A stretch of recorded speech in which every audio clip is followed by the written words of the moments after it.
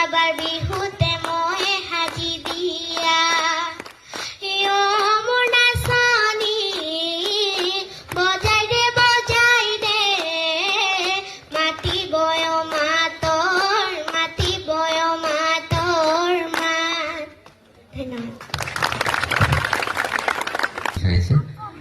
আমাৰ শ্ৰদ্ধা মণিমাণিক গগৈদেৱ আৰু বিদ্যালয়ৰ তৰফৰ পৰা অধ্যক্ষ ছাৰে অদিতিৰ উত্তৰ ভৱিষ্যত উজ্জ্বল হোৱা কামনা কৰিছে। আমি আশাৰে